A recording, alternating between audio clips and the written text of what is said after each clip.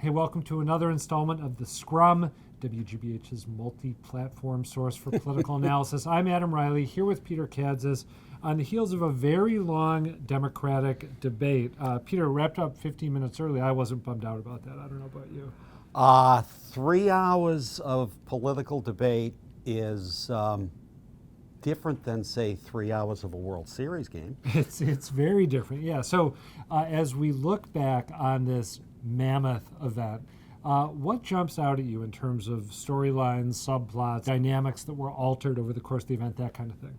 The most noteworthy thing is nothing really changed. Nothing. But it's not as boring as it sounds. Biden, Warren, and Sanders still hold on to their, leader of the pack status. All in their own way had, I thought, very strong performances. Biden's prone to going off script and all, and there may have been a few instances where he did, but I thought he was pretty good. Okay. Elizabeth Warren was Elizabeth Warren. She put in a classic Elizabeth performance. Bernie worked hard. He was at times a little overwrought. I don't know if you remember, I pointed out to you at one point, a Yale professor of history said, geez, Bernie's a little over the top here. I saw a tweet to the effect of Bernie Sanders reminds me of the uncle I never wanted to have to sit next to at our Seder's. So same idea. Yeah. I mean, it's Bernie was Bernie, but he was very effective. Those three were, there's a reason why they seem to be running tough. Kamala Harris, she almost staged a comeback. And I plan on focusing on our common issues, our common hopes and desires, and in that way unifying our country, winning this election, and turning the page for America. And now, President Trump, you can go back to watching Fox News. I think what's most important of all is she showed she's capable of a comeback.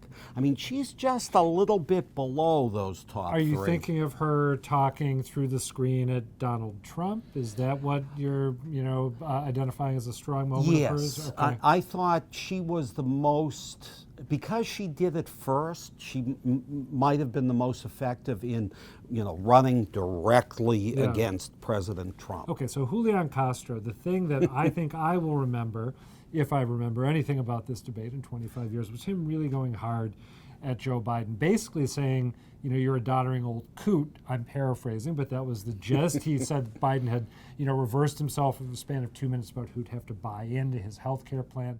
Barack Obama's vision was not to leave 10 million people uncovered. He wanted every single person in this country covered. My plan would do that. Your plan would not. They do not have to buy in. They do not have to buy in. You just said that. You just said that 2 minutes ago.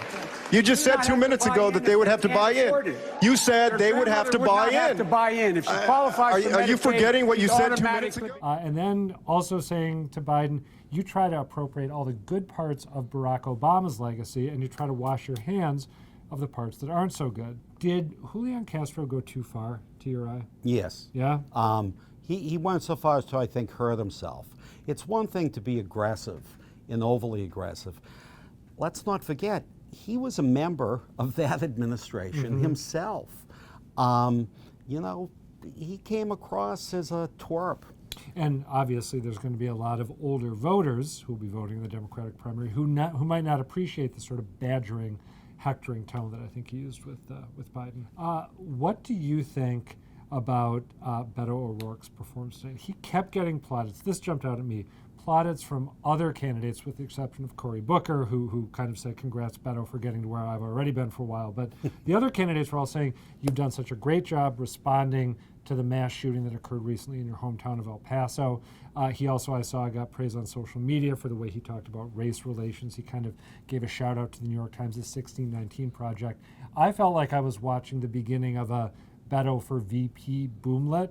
But I tend to get carried away in the moment when we talk about these things. Am I getting carried away here?